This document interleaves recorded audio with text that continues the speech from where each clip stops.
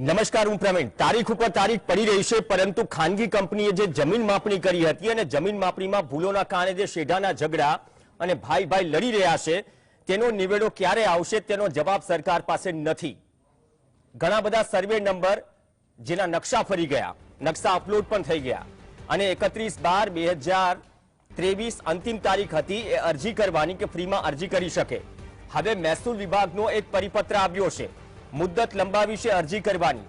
તેનો મતલબ એમ થયો કે હજુ પણ જે કાર્યક્રમ શરૂ કરાયો હતો, ભૂલ સુધારણા કાર્યક્રમ, સરકારના પ્રવક્તાશ્રીઓ બદલાઈ ગયા, મંત્રીઓ બદલાઈ ગયા, પરંતુ જે કમિટમેન્ટ આપ્યું હતું એ પૂરું થયું નથી. અને હજુ પણ સીધો સાદો જવાબ નથી કે રાજ્યમાં 18,000થી વધુ ગામડાઓમાં કેટલા ગામડાઓમાં જમીન માપણી થઈ, ક્યાં માપણી બાકી છે, અથવા તો માપણી બાદ ક્યાં પ્રમોલ્ગેશન થયું. આજે આ પરિપત્ર આવે છે તો સવાલ એ પણ ઉભો થાય છે, જેમ વિપક્ષે આક્ષેપ કર્યો કે 262 કરોડ રૂપિયા જ્યારે ચૂકવાયા આ કંપનીને અને ચૂકવાયા બાદ 3 કે 4 વર્ષથી હજુ પણ એ સ્થિતિ છે, તો સાહેબ જનતાના ટેક્સના પૈસાનું પાણી કેમ કરી રહ્યા છો? ભૂતકાળમાં રાજ્ય સરકારના પ્રવક્તા મંત્રીશ્રીએ કહ્યું હતું કે છેલ્લી અરજીનો નિવેડો જ્યાં સુધી નહીં આવે ત્યાં સુધી આ પ્રક્રિયા ચાલતી રહેશે. પણ જે સતત માંગ ઉઠી હતી કે આટલી બધી ભૂલો હોય જમીન માપણીમાં, પીપર અને સામોર જે પાયલટ પ્રોજેક્ટ હતા 2 જિલ્લાના, એમાં જો 100% ભૂલ હોય, એ બાદ રિપોર્ટ દબાવવાના પણ આક્ષેપ છે. અને રિપોર્ટ જ્યારે બહાર આવ્યો ત્યારે ખબર પડી ન માત્ર 2 જિલ્લા કે 2 ગામની વાત નથી, પરંતુ આ તો મોટાભાગના જિલ્લાઓની વાત છે. બનાસકાંઠા જિલ્લો જ્યાં સૌથી વધુ અરજીઓ આવી હતી, આક્ષેપ એવા પણ થયા કે મોટાભાગની અરજીઓ દફતરે કરી દેવાય. દફતરે આ શબ્દ છે સરકારી, આમ જનતાની સમજની બહાર છે. પણ આજે પણ જે પણ અમીરગઢથી લઈને જે દ્રશ્યો ચાલી રહ્યા છે, એ દ્રશ્યો જીવતું જાગતું ઉદાહરણ છે કે તેમની જમીનમાં પેચ ફસાયેલો છે. 2 સગા ભાઈઓ છે, એક સગા ભાઈની એટલે કે એક ભાઈની જમીન વધી ગઈ, ઘટી ગઈ, ભાઈઓ સામસામે આવી ગયા. એવા ઘણા કિસ્સા છે જે કોર્ટ કેસ પણ ચાલી રહ્યો છે.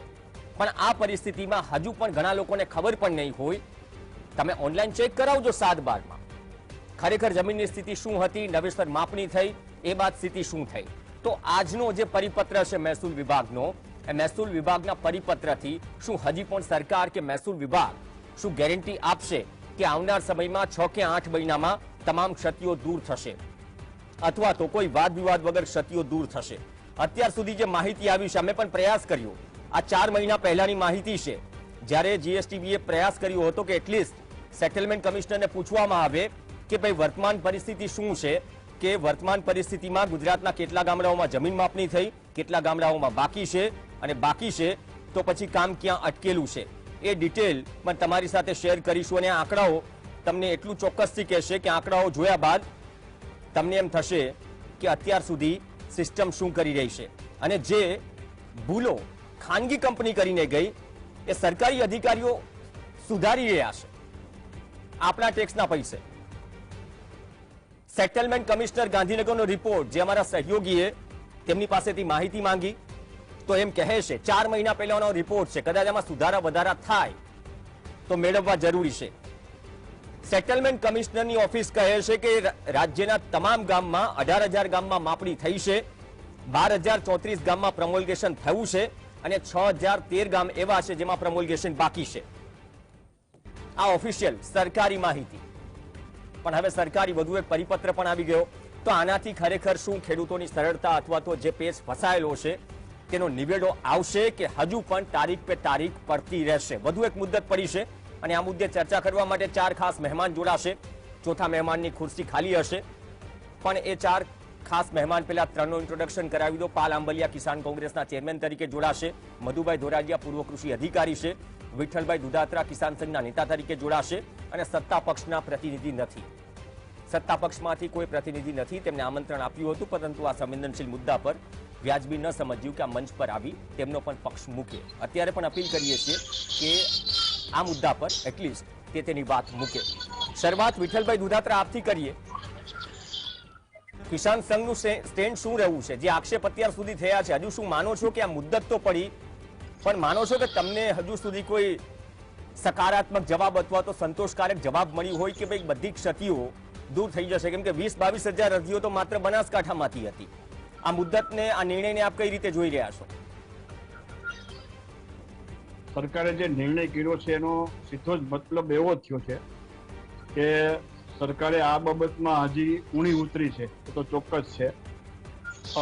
આમ જુઓ તો જ્યારે સરકાર એક મુદત નાખતી હોય છે ત્યારે મુદતની અંદર એ કામને નિપટાવવાની એક તાકાત એની પાસે હોય છે અથવા તો એના અનુમાનને આધારે એ મુદત આપતી હોય છે. પરંતુ જે સરકારે નિર્ણય કર્યા પછી પણ ઘણી જગ્યાએ ફોન કર્યા તો ઘણી જગ્યાએ ખેડૂતો અને અમારા કિસાન સંઘના કાર્યકર્તાઓને પણ હવે તો ખબર નથી કે હવે શું છે એમાં સ્થિતિની અંદર. તમે જે પ્રથમથી જ વાત કરી એમ કે ઘણાની જમીનો બદલાઈ ગઈ છે, અનેક મંત્રીઓ પણ બદલાઈ ગયા છે. કૌશિકભાઈ પટેલ, રાજેન્દ્ર ત્રિવેદી પણ જયારે એની સાથે પણ બેઠકો થઈ ત્યારે પણ એને એવું આશ્વાસન આપ્યું હતું કે એક પણ ખેડૂતની અરજીનો જયારે નિકાલ નહીં આવે ત્યાં સુધી અમે પ્રોમોલ્ગેશન નહીં કરીએ.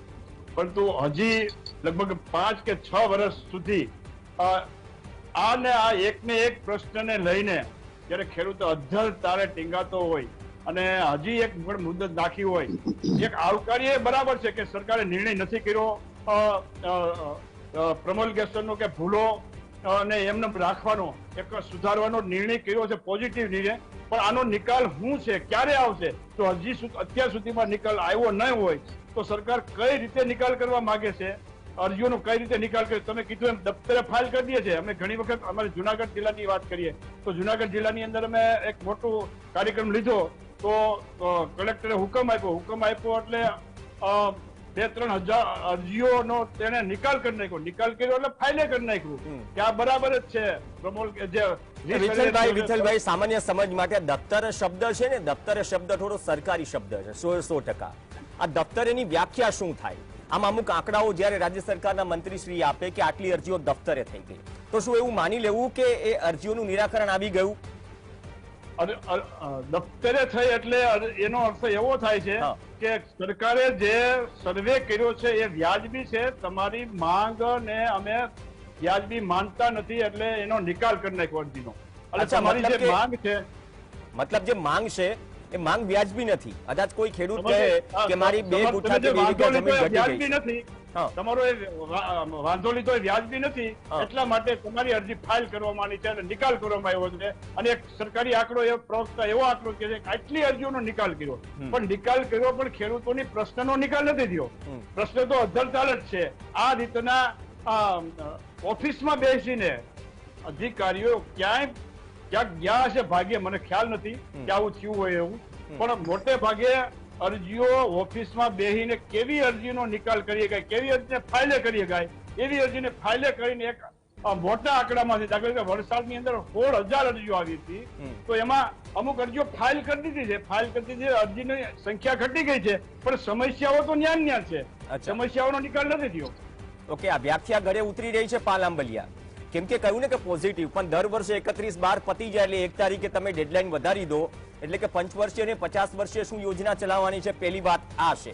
કેમ કે જમીની સ્તર પર તમે જાઓ, જીએસટીવીએ પણ પ્રયાસ કર્યો કે અલગ અલગ જિલ્લાઓમાંથી એવા ખેડૂતોનો કે એવા કેસ સ્ટડી મંગાવીએ કે જે ખરેખર હજુ પણ આ નવી જમીન માપણીના કારણે જયારે પેજ ફસાયેલો છે, જમીન વધી છે અથવા તો ઘટી છે, મોટા ભાગે ઘટી છે, તો એ ઘટી છે છતાં પણ હજુ જવાબ નથી મળી રહ્યો. તો આ દફતર એની વ્યાખ્યા શું સામાન્ય માણસની સમજમાં આવે છે? પ્રવીણ, પહેલી વસ્તુ હું આપને દફતરેની વ્યાખ્યા કહીશ, એના સિવાય મારે 6-7 મુદ્દાઓ ઉપર વાત કરવી છે. કારણ કે જમીન માપણીમાં 2015-16 થી સતત હું અને ગિરધરભાઈ આમાં લડીએ છીએ. દફતરેની વ્યાખ્યા આપું એની પહેલા હું જીએસટીવી ની માધ્યમથી ગુજરાતના તમામ ખેડૂતોને જે 12,220 ગામ, પ્રવીણ તમે 12,034 ગામ ગયા, 12,220 ગામ સેટલમેન્ટ કમિશનરે કાં તો ખોટો આંકડો આપ્યો છે અથવા જે તે સમયે કૌશિકભાઈ 2018માં કહ્યું કે 12,220 ગામોનું પ્રોમોલ્ગેશન થયું છે ને હવે સ્થગિત કરીએ છીએ, એટલે ત્યારે કૌશિકભાઈ ખોટું બોલ્યા છે અથવા તો સેટલમેન્ટ કમિશનરે ખોટી માહિતી આપી છે. પણ મારે એ 12,220 ગામોના ખેડૂતોને આ સમજી લ્યો કે આ 7/12 છે. આ 7/12 માં જમણા ખૂણે તમારું ખેતર આવતું હોય, કારણ કે ખેડૂતોને ખબર જ નથી કે પ્રમોલ્ગેશન થયું છે કે નથી થયું, તો એને માહિતી પહોંચાડવી છે કે આ 7/12 છે મારો હાથ છે, એમાં જમણા ખૂણા ઉપર જો ખેતરનો નકશો તમારા ગામમાં આવતો હોય અથવા તો ચોરસ હોય અને એમાં લખેલું હોય કે તમે માપણી સમયે હાજર રહેલ નથી, તમે કબજો દર્શાવી શકેલ નથી, આવું કંઈ પણ 7/12 લખેલું આવતું હોય આ જમણા ખૂણા ઉપર તો તમારા ગામનું પ્રમોલ્ગેશન થઈ ગયું છે. 12,220 ગામોની અંદર તમારો સમાવેશ થાય છે. અને હું ચેલેન્જ સાથે કહું છું, આ 12,220 ગામની અંદર એક સર્વે નંબર સાચો નિયમો અનુસાર જે માપણી કરવાની હતી એ મુજબ થયો નથી અને થયો નથી. આ પહેલી વખત હું નથી કહેતો, 2015 થી કહું છું. નંબર 2 તમારા પ્રશ્ન ઉપર પ્રવીણ, કે દફતરે કરવી એનો અર્થ એવો કે કોઈ પણ પ્રક્રિયા કર્યા વગર એ અરજીને ફાઇલે કરી દેવી અથવા તો નિકાલ કરી દેવી. નહીં, નક્કી કોણ કરે છે? નક્કી જે તે જિલ્લાના ડીએલઆર કરે છે. પણ પ્રવીણ, એમાં સૌથી મોટી વાત એ છે, હું સેટલમેન્ટ કમિશનરને જીએસટીવી ના માધ્યમથી, રાજ્યના મહેસૂલ મંત્રીને જીએસટીવી ના માધ્યમથી ચેલેન્જ સાથે કહું છું કે આ જે આખો કરાર થયો છે જમીન માપણી કરવાનો, DILRMP આખી જે યોજના છે એ યોજના, એનો મેન્યુઅલ, એનો કરાર અને અત્યાર સુધીના તમામ પરિપત્રો પૈકી એક પરિપત્રમાં ક્યાંય પણ અરજી ફાઇલે કરવાની જોગવાઈ નથી પ્રવીણ, અરજી દફતરે કરવાની જોગવાઈ નથી. આ સરકાર મનગણંત રીતે એમની પાસે જ્યાં કોઈ જવાબ ન હોય ત્યાં એવી અરજીઓને એ લોકો ફાઇલે કરી દે છે, દફતરે કરી દે છે. જીએસટીવી ના માધ્યમથી ફરીથી ચેલેન્જ સાથે કહું છું કે આ ક્યાંય કરતા ક્યાંય લખેલું નથી, તેમ છતાંય ફાઇલે કરવામાં આવે છે. બે પ્રવીણ, તમે 2 ગામોનો ઉલ્લેખ કર્યો, પણ હું એનાથી આગળની વાત કરવા જાઉં છું. આ જમીન માપણી જ્યારે થઈ ત્યારે કંપનીઓને સંપૂર્ણ રીતે સરકારે બચાવી. એટલું જ નહીં, અધિકારીઓ ઉપર દબાણ કર્યું કે તમે આ ખોટી માપણી છે તેમ છતાંય પ્રમોલ્ગેશન કરી દો. પ્રમોલ્ગેશન કોણે કરવાનું હતું? અધિકારીઓએ કરવાનું હતું. અને એવા કેટલાય અધિકારીઓ જે તે સમયે સરકારની વાત નથી માન્યા, એમને સરકારની લાલ આંખનો ભોગ બનવો પડ્યું છે પ્રવીણ. અને એ લોકોને ક્યાંક એવા જિલ્લામાં નાખી દેવામાં આવ્યા છે કે એમના પરિવારથી દૂર થઈ જાય. કારણ શું? કારણ કે એ સમયે એમણે સાચી વાત કહી હતી કે ખેડૂતોમાં મળદર થશે. અને અત્યારે ગુજરાતમાં જમીન માપણીના પ્રશ્નને લઈને લેન્ડ ગ્રેબિંગના એટલા બધા કેસ થયા છે અને ખોટા થયા છે, ખેડૂતને ખોટી રીતે એમાં ભરાવી દેવામાં આવ્યા છે પ્રવીણ. એટલે નંબર 3 ની વાત થઈ. નંબર 4, અત્યારે સરકારે આજથી 6 મહિના પહેલા રાજ્યના પ્રવક્તા શ્રી ઋષિકેશભાઈ એક પ્રેસ કોન્ફરન્સ કરી હતી અને પ્રેસ કોન્ફરન્સમાં કહ્યું હતું અમે 100 દિવસની અંદર અમે માઇક્રો પ્લાનિંગ મેનેજમેન્ટ કરીએ છીએ, 100 દિવસની અંદર તમામ વાંધા અરજીઓનો નિકાલ કરી દઈશું. અહીંથી આગળ વાત વધારીએ પાલભાઈ, બાકીના 3 મુદ્દા છે હું સેકન્ડ રાઉન્ડમાં લઈશ. તમે માઇક્રો પ્લાનિંગની વાત કરી, મધુભાઈ ધોરાજીયા પૂર્વ કૃષિ અધિકારી તમે રહી ચૂક્યા છો, મંત્રી શ્રી માઇક્રો પ્લાનિંગની વાત કરે અને 2-3 વર્ષથી આ જ વસ્તુ ઉપર આપણે ચર્ચા કરતા રહીએ, બસ સમાચાર આવે જેટલી સમજ એ પ્રમાણે ચલાવી દેવાના, એ પરંપરા રહી છે. પણ આ માઇક્રો પ્લાનિંગ કેમ 100 દિવસમાં ન થયું? અને બહુ આરામથી એક મહેસૂલ વિભાગનો એક પરિપત્ર આવી જાય છે કે ભાઈ ક્ષતિ સુધારવા કે ખેડૂતોના હિતમાં એક નિર્ણય લેવાયો છે, હજુ આ ડેડલાઇન લંબાવી છે, પણ શું આ ડેડલાઇન લંબાવવાથી સંતોષકારક રિઝલ્ટ મળશે અથવા તો હજી 3 વર્ષથી નથી મળ્યું તો પાયામાં ખામી શું છે? કેમ કે એક તરફ વિપક્ષ કહી રહ્યું છે અથવા તો મોટાભાગના ખેડૂતો કહી રહ્યા છે કે ભાઈ પ્રક્રિયા માપ પૂરી કરો, આ પ્રક્રિયા રદ કરો. અંગ્રેજોના સમયમાં સાકરથી જમીન માપણી થતી હતી ત્યારે પણ આટલી મોટી ભૂલો નહોતી. તમે ડિજિટલ જમાનામાં આટલી ભૂલો ઊભી કરી છે કે સેઢાના ઝઘડા ક્યારે પૂર્ણ થશે એનો જવાબ કોઈ પાસે નથી. પ્રવીણભાઈ, નવા વર્ષના સૌને પહેલા તો ખેડૂતો સૌને રામ રામ. અને આ સરકારને પણ આ જમીન માપણીને જમીન માપણીમાં જે ભૂલો સુધારવા માટે જે 1 વર્ષ લંબા જીવનદાન આપ્યું છે એટલે એના માટે એમને પણ ખાસ શુભેચ્છા.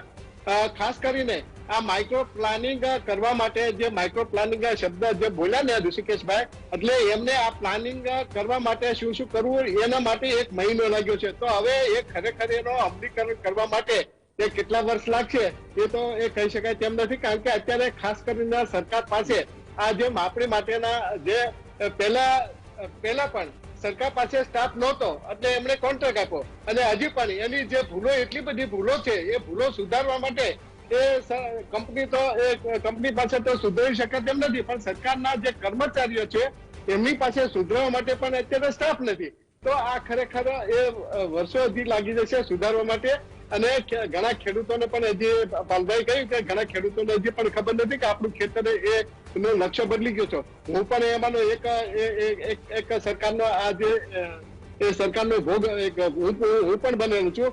મારા આજે 2019 ની અંદર મેં અરજી કરેલી છે અને અરજી કરી તો એના જે સર્વેના જે કર્મચારી હતા આવીને અને એ માપ્યા વગર મને કે શું કરવાનું છે, નકશા તમે બદલી નાખ્યા, નકશા તમે સુધારો, મારા આ ખરેખર નકશો જે છે એ ખરેખર એ તમે આડાવડા કરી નાખ્યા છે, તો આનો મને માફ કરીને તમે આપો. તો હજી એ માફ કરીને આજ દિન તારીખ સુધીમાં માફ કરીને આપ્યું નથી. મારા 7/12 ની અંદર જે પહેલા નકશા જે ભૂલો કરેલો નકશો છે આજની તારીખમાં પણ હજી એનો એ જ છે. એટલે આ ક્યારે સુધરશે? જવાબ શું મળે છે આમાં? શું છે પ્રક્રિયામાં? તમે તો પૂર્વ કૃષિ મધુભાઈ, તમે તો પૂર્વ કૃષિ અધિકારી રહી ચૂક્યા છો. જો ત્યાં તકલીફ આવે છે કે નકશા ફરી ગયા છે, તો 4 વર્ષમાં પ્રક્રિયા કઈ કઈ થઈ? આમાં શું છે, જયારે કોઈ સરકારી કચેરીની પ્રક્રિયામાંથી કોઈ સામાન્ય માણસ પસાર થાય ને ત્યારે ખબર પડે છે કે આ સિસ્ટમ અથવા તો આ વિભાગ કઈ રીતે ચાલી રહ્યો છે. અને તમે જે ફેસ કર્યું શું બધા જ લોકો એ જ ફેસ કરી રહ્યા છે. એટલે પ્રક્રિયા એમનું કહેવાનું એવું છે કે સુધારો થઈને તમારા 7/12 માં સુધારો થઈ જશે, પણ આજ સુધી હજી સુધારો થયેલ નથી. એ વારંવાર એ જાણ કરીએ છીએ અને છતાં પણ સુધારો નથી. આ સુધારો એ નીચલા લેવલથી થઈ શકે તેમ, કારણ કે નકશા બનાવ્યા છે ગાંધીનગરમાં અને આ જે એ પ્રમોલિગેશન જે કઈ પ્રક્રિયા કરી છે એ તાલુકા અને જિલ્લામાં. એટલે જ્યાં સુધી આ સુધારેલો નકશો જેને નકશો બદલ્યો છે એ નકશો બદલીને સુધારો કરીને એ જ્યાં સુધી જિલ્લામાં ન આપે ત્યાં સુધી જિલ્લાવાળા નકશા જે છે એ સુધારી શકે નહીં. એટલે આ બધી ઘણી પ્રક્રિયા એ લાંબી છે અને આ સરકારે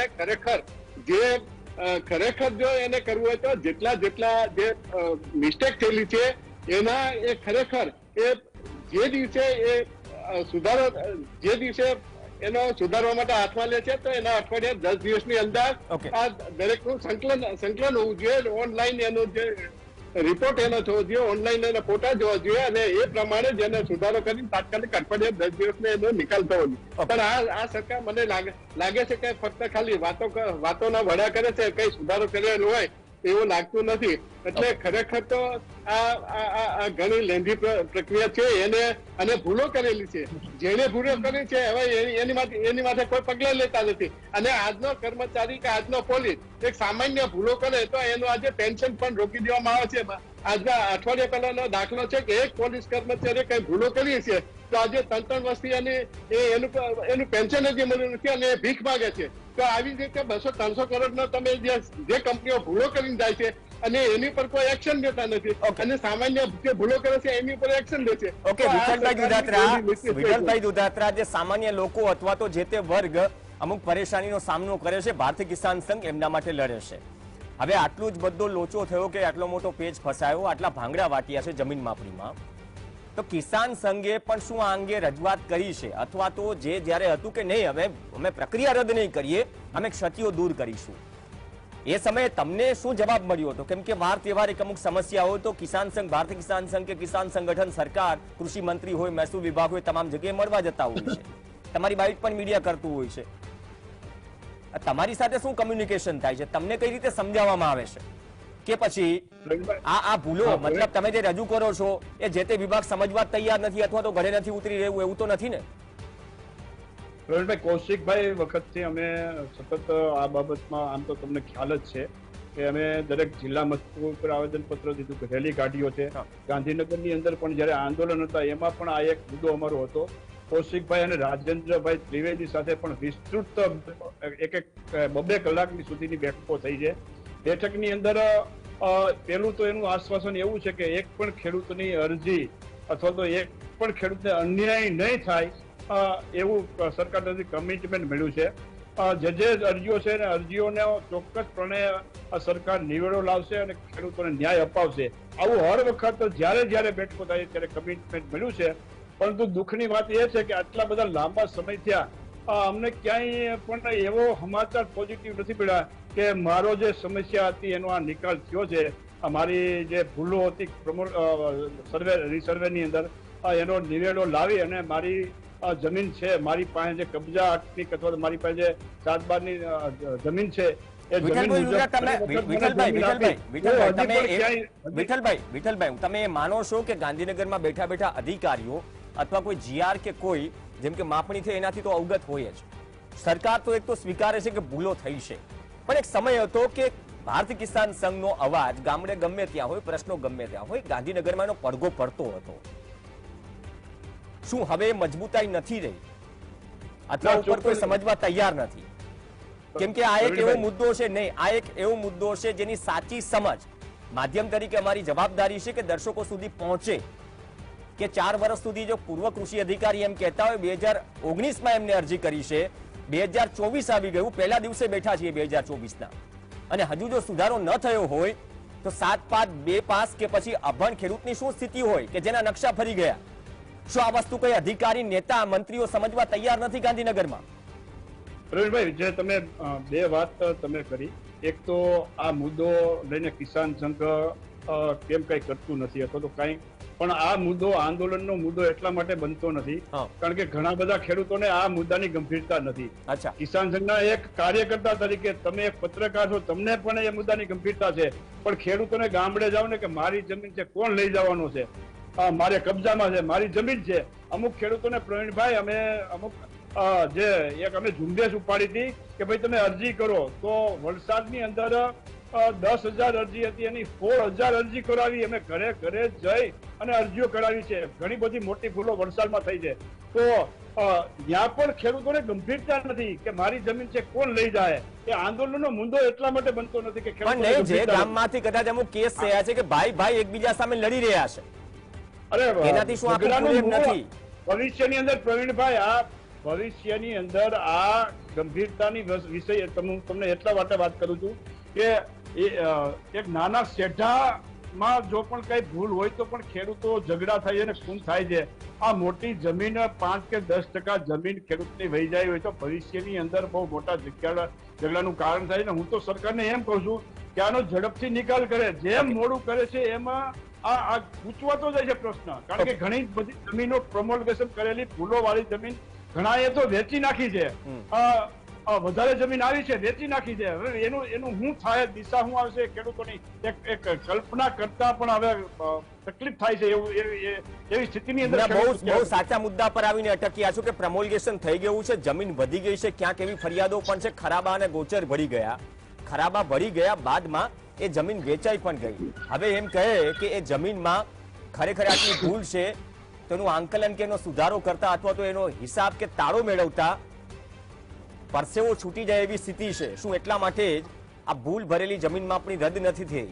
આ એક્સટેન્શન આપ્યું છે, પણ સંતોષકારક પરિણામ શું મળશે 1 વર્ષની મુદ્દતથી? મુદ્દતો પડતી રહેશે. બ્રેક બાદ વધુ એક રાઉન્ડ, કેમ કે સમજવું જરૂરી છે કે પ્રમોલ્ગેશન બાદ વધી અને વેચાઈ ગઈ, તેનો હિસાબ કોણ મેળવશે? 2-5 વર્ષે સરકાર સાથે મંત્રીઓ બદલાતા રહેશે, પ્રવક્તા તરીકે એકાદું સ્ટેટમેન્ટ આવશે અને બાદમાં 1 વર્ષે એક્સટેન્શન મળી જશે. શું આ નિવેડો છે કે કરોડો રૂપિયા ખર્ચીને ખાનગી કંપનીને પ્રક્રિયા આપી અને હવે એ પ્રક્રિયાની ભૂલ સરકારી અધિકારીઓ અને કર્મચારીઓ મારા અને તમારા જનતાના ટેક્સના પૈસેથી સુધારી રહ્યા છે? બ્રેક બાદ ચર્ચા યથાવત. Welcome back. જમીન માપણીમાં વધુ એક મુદ્દત, એક પરિપત્ર આવે છે મહેસૂલ વિભાગનો, અને મહેસૂલ વિભાગના પરિપત્ર બાદ હજુ પણ એ સવાલનો જવાબ નથી કે ક્ષતિઓ ક્યારે દૂર થશે જે ખાનગી કંપનીઓ જમીન માપણી કરીને ગઈ. બ્રેક બાદ ચર્ચા આગળ વધારીએ. બેકગ્રાઉન્ડ સ્કોર સાથે જઈએ. પાલ આંબલિયા આપણી સાથે છે, મધુભાઈ દોરાજીયા અને વિઠ્ઠલ દુધાત્રા આપણી સાથે છે. પાલ આંબલિયા, ડેડલાઇન આવી ગઈ, તમે 3 મુદ્દાની વાત કરી હતી, પણ વિઠ્ઠલભાઈ કહે છે, અમે પણ રજૂઆત કરી, સામાન્ય સમજ એ છે કે અધિકારીઓ અથવા ભૂલ થઈ છે સરકાર સ્વીકારે છે, પણ આ ભૂલ પ્રેક્ટિકલી એનો નિવેડો આવશે એ વાત પણ સ્વીકારે છે કે છેલ્લી અરજીનું નિરાકરણ નહીં આવે ત્યાં સુધી પ્રક્રિયા ચાલુ રહેશે. તો અંદાજે સમય કેટલો લાગી શકે? ચિંતા વ્યક્ત કરી વિઠ્ઠલ દુધાત્રાએ. મેં કહ્યું કે કિસાન સંઘે પણ રજૂઆત કરીએ છીએ, અલગ અલગ સંગઠનો રજૂઆત કરતા હશે, તો આ વસ્તુ ખરેખર સમજતો છે ઉપર, પણ મર્યાદા શું ન રહેશે? પ્રવીણ, વસ્તુ એ છે કે જે વસ્તુનું નિરાકરણ જે રસ્તેથી ન આવે એ જ રસ્તો સરકાર અખત્યાર કરીને ચાલે છે. હું 2015-16 થી સતત કહેતો આવું છું કે જમીન માપણી ભૂલ સુધારણા અરજીના આધારે શક્ય જ નથી. મેં અગાઉની ડિબેટોમાં ટાઇલ્સનું ઉદાહરણ આપ્યું છે, શર્ટના બટનનું ઉદાહરણ આપ્યું છે. એક બટન આડું અવળું દેવાઈ જાય તો આખો શર્ટ ખોલીને ફરીથી જ બટન દેવા પડે. આ એકદમ કોમન સેન્સ વાળી વાત છે, પણ સરકારે એટલા માટે નથી કરતી રદ, કારણ કે તો મોટા મોટા શહેરોની આસપાસની મોટી મોટી કિંમતની સરકારી જમીન ભાજપના મોટા મોટા આગેવાનોના હાથમાં વહી ગઈ છે, એ પરત લેવી પડે એમ છે. પણ વિઠ્ઠલભાઈ દુધાત્રા જે વાત કરતા હતા એના ઉપર આવું, એની પહેલા હું જે માઇક્રો મેનેજમેન્ટની વાત કરતો હતો પ્રવીણ, સરકારનું માઇક્રો મેનેજમેન્ટ કેવું છે એ સમજવાની જરૂર છે. એક તો એમની પાસે 25% ટોટલ સ્ટાફ હતો. કેટલો? 25%. ડીએલઆર, દરેક જિલ્લાના ડીએલઆર ની અંદર 25% જ સ્ટાફ છે. એમાં 25% માંથી હમણાં પ્રમોશન મળ્યું એટલે 25% સ્ટાફ છે એ કર્મચારીમાંથી અધિકારી થઈ ગયો, એટલે એ ખેતરે જવાનો નથી. હવે જે બાકીના વધ્યા હતા એની અંદર 25% સ્ટાફને સ્વામિત્વ યોજના, આના જેવી દરેક ગામની માપણી કરવાની યોજના, એ સ્વામિત્વ યોજનામાં ટ્રાન્સફર કરી દીધો છે. એટલે અત્યારે માત્ર 12.5% સ્ટાફ વધ્યો છે.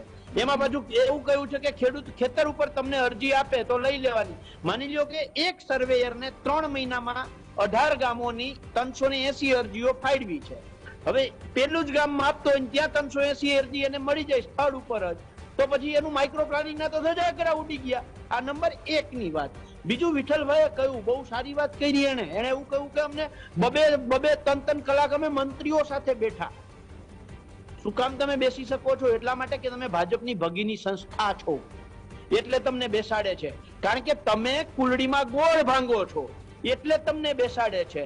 કારણ કે એટલા જ તમે આંદોલન કરો છો. તમે અત્યારે વિઠ્ઠલભાઈએ કહ્યું કે આ લોક આંદોલન થાય એવું નથી પ્રવીણ, લોકોને ખબર નથી. અરે વિઠ્ઠલભાઈ, ગુજરાતમાં આજથી 6 મહિના પહેલા 5,40,000 અરજીઓ આવી ગઈ. આ 5,40,000 ખેડૂતોને તો ખબર છે ને કે આમાં તકલીફ છે. શું કામ આંદોલન, જન આંદોલન નથી થાય?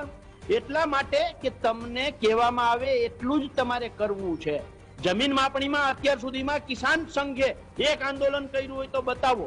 પાક વીમાનું 35,000 કરોડનું કૌભાંડ છે, કિસાન સંઘે એક આંદોલન કર્યું હોય તો બતાવો. હું જીએસટીવી ના માધ્યમથી વિઠ્ઠલભાઈને કહેવા માંગુ છું કે હું કોંગ્રેસનો કેસ બાજુમાં મૂકી અને 2 કલાક મને વિઠ્ઠલભાઈ મંત્રી સાથે બેસાડો. દૂધનું દૂધ ને પાણીનું પાણી હું કરી દઈશ, એમને સમજાવી દઈશ, મંત્રીશ્રીને સમજાવી દઈશ કે મંત્રીશ્રી આ ભૂલ સુધારણા અરજીથી ન થાય અને જમીન માપણી રદ કરવી પડે. ઓકે વિઠ્ઠલભાઈ, 1 મિનિટ, તમે આટલો એલિગેશન વિઠ્ઠલભાઈને જવાબ આપવાનો સમય આપવો પડશે. વિઠ્ઠલભાઈ, શું ખરેખર એ સ્થિતિ છે કે નહીં? આમ બધા જ એક વસ્તુ, એક મુદ્દાની વાત કરે છે, તકલીફ સ્વીકારે છે સરકાર સાથે, તો આ મુદ્દે એક સાથે કેમ નથી આવતા? પ્રવીણભાઈ, પાલભાઈ આંબલિયા પ્રત્યે મને બહુ માન છે. વિઠ્ઠલભાઈ બોલે એની પહેલા પ્રવીણ, વિઠ્ઠલભાઈ બોલે એની પહેલા હું વિઠ્ઠલભાઈને હજી એક સવાલ કરવા માંગુ છું. શું ભાજપ સિવાયની કોઈ પણ સરકાર હોત તો આ કિસાન સંઘ જેવી રીતે રોડ ઉપર ઝાડવાઓ પાડી નાખ્યા હતા, રોડ બ્લોક કરી દીધા હતા, એવી રીતે ન કર્યું હોત? શું જો ભાજપ સિવાયની ગુજરાતમાં સરકાર હોત અને એ સરકારોએ આવું પાક વીમા જેવું કૌભાંડ કર્યું હોત ખેડૂતો સાથે, અથવા તો જમીન માપણી જેવી ઇતિહાસમાં ક્યારેય ફ્રોડ ના થયું હોય એવી ફ્રોડ માપણી કરી હોત અને ભાજપ સિવાયની સરકાર હોત તો કિસાન ભૂતકાળ તમે યાદ દેવડાવો છો અને ભૂતકાળ સાથે શું વર્તમાનમાં પણ જે સવાલો ઉઠે છે વિઠ્ઠલભાઈ, આનું સોલ્યુશન ના આવી શકે? પ્રવીણભાઈ, આ ડિબેટનો વિષય બધો ડાયવર્ટ થાય છે, છતાં જો પાલભાઈએ આ વિષય છેડ્યો છે તો હું પાલભાઈને કહું કે કિસાન સંઘનો જે ઇતિહાસ છે, લગભગ 1987 થી કિસાન સંઘ આંદોલન કરે છે. પાલભાઈને એમાં શું છે કે કોંગ્રેસના આગેવાન છે, એક રાજકીય વ્યક્તિ છે, એટલે આખી રાજકીય રીતે કિસાન સંઘને મૂલવે છે. પણ ભારતીય કિસાન સંઘે કોંગ્રેસના વખતમાં આંદોલન કર્યું છે, ભાજપના વખતમાં પણ આંદોલન કર્યું છે. વર્ષ દિવસ પહેલા જ ગાંધીનગરની અંદર 48 દિવસ વિધાનસભાની ચૂંટણી હતી એટલે આપણે બેઠા હતા. વન બાય વન પાલ આંબલિયા, આ રીત નથી. પાલ આંબલિયા પેલા એમને કમ્પ્લીટ કરવા દો, એક સાથે નહીં બોલો. પાલ આંબલિયા સવાલ જવાબ આપવાનો સમય મળશે, મધુભાઈ દોરાજીયા પણ છે, એક સાથે ન બોલો, કઈ નહીં સમજાય. વિઠ્ઠલભાઈ, તમારી વાત કમ્પ્લીટ કરો, બાદમાં પાલ આંબલિયા. વિઠ્ઠલભાઈ,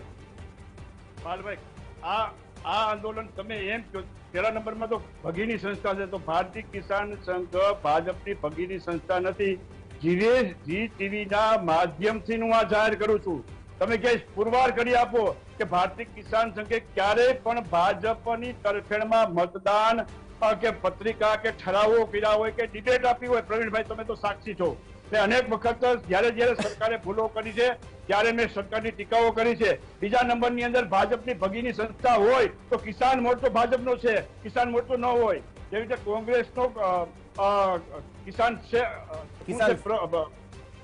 કિસાન કોંગ્રેસ, કિસાન કોંગ્રેસ છે, એવી રીતે ભાજપનો કિસાન મોરચો છે. સ્વતંત્ર રીતે ભારતીય કિસાન સંપૂર્ણ સ્વાયત્ત સંસ્થા છે, રજીસ્ટ્રેશન સંસ્થા છે. નિર્ણયો જાતે કરે છે, એની મીટિંગ મળે છે, એની કમિટી નિર્ણય કરે છે. આંદોલન કરવું ન કરવું, કેવું કરવું, કઈ રીતે કરવું, કોની સામે કરવું. નરેન્દ્ર મોદી સામે આંદોલન કર્યું છે, કેશુભાઈ પટેલ સામે આંદોલન કર્યું છે, આનંદીબેન પટેલ સામે આંદોલન કર્યું છે. દરેક મુખ્યમંત્રી સાથે આંદોલન ભારતીય કિસાન સંઘે કર્યું છે. અને પાલભાઈ ને એવું હોય તો કોંગ્રેસ આંદોલન કરે ને. આ વિશે જો આંદોલન નો બનતો હોય તો કોંગ્રેસ ને કોણ ના પાડે છે? અમારો સહકાર છે. ઓકે, ચલો એકબીજાને સહકાર ડિબેટોમાં તો આપો છો.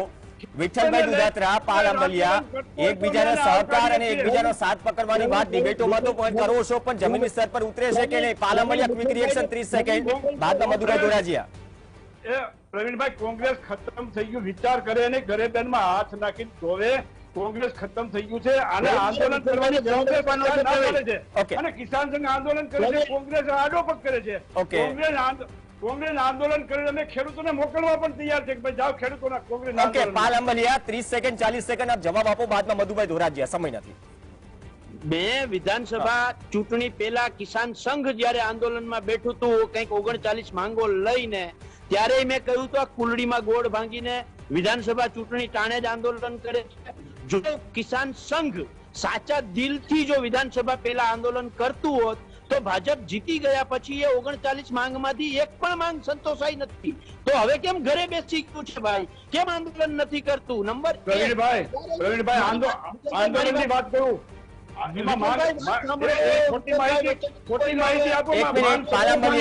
પાલામલિયાને વાત પૂરી કરવા દો, તમને રિએક્ટ કરવાનો સમય આપીશ. વિઠ્ઠલભાઈ, બંને સિનિયર છો, જમીની સ્તર પર લડો એવા નેતા છો અને એક સાથે ડિબેટમાં આવવાની વાતો કરો છો, પણ જમીની સ્તર પર કેમ રિઝલ્ટ દેખાતું નથી? એ પણ એક સવાલ છે.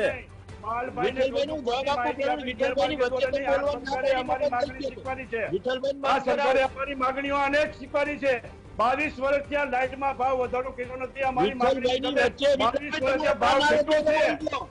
વિઠ્ઠલભાઈ તમારો ટર્ન આવે ત્યારે બોલજો. વિઠ્ઠલભાઈ તમારો ટર્ન આવે ત્યારે બોલજો. ઓકે, પાલભાઈ કમ્પ્લીટ કરો, સમયનો અભાવ છે, પ્લીઝ.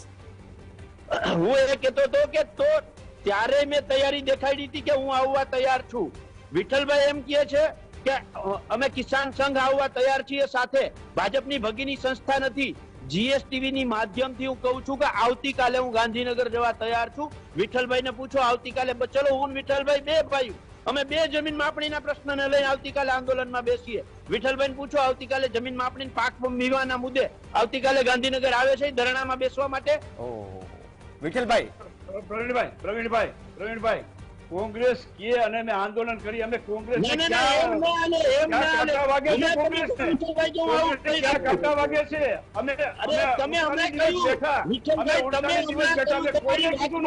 આ સાબિતી થાય છે.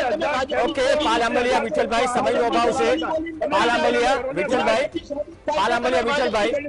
બંનેનો પોસિબલ હોય તો ઓડિયો ડાઉન કરો. બદલી જાવ છો, સાબિત કરે છે કે પાલ આંબલિયા, વિઠ્ઠલભાઈ, મધુભાઈ ધોરાજીયા, બંને નેતાઓ આ મંચ ઉપર ઘણી વખત આ બધા પ્રશ્નો મુદ્દે તમારું છેલ્લું રિએક્શન એટલા માટે લઈશ કે ડિબેટોમાં તો કહે છે કે ભાઈ આ મુદ્દે અમે સાથ એકબીજાનો આપવા તૈયાર છીએ, જય વીરુ થઈ જાય છે, પણ એ જય વીરુનું પિક્ચર જમીની સ્તર પર નથી ઉતરતું. કારણ શું છે મધુભાઈ ધોરાજીયા?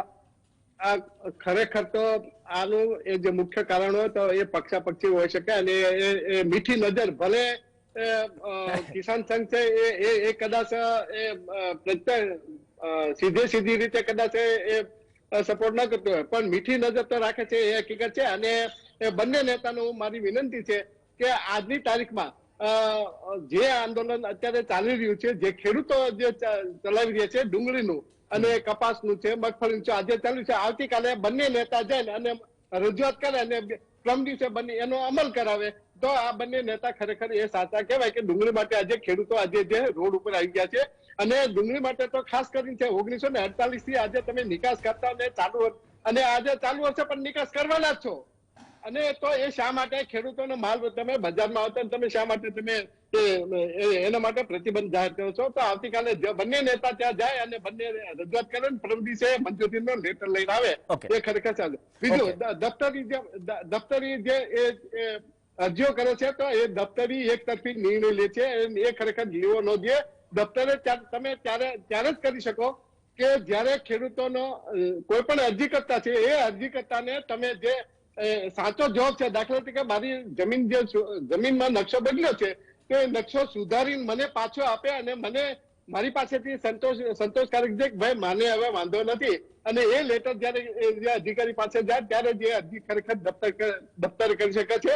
અને ફક્ત કર્મચારી મુલાકાત લઈને અને એ જે કઈ જાણકારી જે કઈ પેલું માપણી કરી છે તો એ ખરેખર એ જ્યાં સુધી સુધારો ન થાય ત્યાં સુધી દફતરે કરી શકતા નથી. એટલે આ દફતરે કરવાનો જે નિર્ણય છે એ પણ ખરેખર ખોટો લીધો. બહુ મહત્વની વાત કહી, પણ આ એક્સટેન્શન આપ્યું છે અથવા તો મુદ્દત પડી છે, આ મુદ્દત થી શું હજુ પણ એ ડેડલાઇન મળે છે કે આજે 1/1/2024 ના દિવસે જે નિર્ણય કર્યો કે આવનાર 6-8 મહિનામાં કે 1 વર્ષમાં જે ક્ષતિઓ છે એ ક્ષતિઓ જનતાના ટેક્સના પૈસેથી કોઈ ખાનગી કંપની કરીને જાય છે અને એ જ જનતાના ટેક્સના પૈસેથી સુધારણા ચાલી રહ્યા છે. તો એમાંથી ઉઘરાવાયા કેટલા એ પણ આજે યક્ષ પ્રશ્ન છે. પણ આ સુધારા વધારા સાથે સંતોષકારક આ પેજ જે ફસાયેલો છે તેનું નિરાકરણ આવશે કે કેમ એનો જવાબ એ ચાહે સેટલમેન્ટ કમિશનર હોય, ચાહે મહેસૂલ વિભાગ હોય, અધિકારીઓ બદલતા રહે છે, મંત્રીઓ બદલતા રહે છે, પણ એનો જવાબ નથી મળી રહ્યો. જવાબ માત્ર એ મળી રહ્યો છે કે છેલ્લી અરજીમાં ક્ષતિ દૂર નહીં થાય ત્યાં સુધી અમે આ પ્રક્રિયા ચાલુ રાખીશું. અને આ ઝઘડા જે સેઢાના છે એ સેઢાના ઝઘડા ક્યારે ખતમ થશે, શું આની ગંભીરતા ગાંધીનગરમાં બેઠેલા અધિકારીઓને નથી અથવા છે, તો એવા તો મજબૂરીના કયા હાથ બંધાયેલા છે કે આટલા ગંભીર એલિગેશન બાદ અથવા તો આ ભૂલો સ્વીકાર્યા બાદ પણ હજુ પણ 4 વર્ષથી આ મુદ્દો હવામાં ધરતાલ છે. સ્વામિત્વ યોજના આવી ગઈ પણ જે કરીને ગયા એમાં હજુ ઘણું કરવાનું બાકી છે. ધન્યવાદ. ભાજપના કોઈ પ્રવક્તા નહોતા આજે એટલે સવાલનો જવાબ ન મેળવી શક્યા, પણ અમારી ફરજ છે કે માધ્યમ તરીકે આનું વિશ્લેષણ કે મુદ્દો ગાંધીનગર સુધી કે સરકાર સુધી પહોંચાડીએ. આભાર મધુભાઈ ધોરાજીયા, પાલ આંબલિયા અને સાથે જ વિઠ્ઠલભાઈ દુધાતર ચર્ચામાં જોડાવા માટે. આ સાથે ચર્ચામાં હાલ બસ આટલું જ. નમસ્કાર.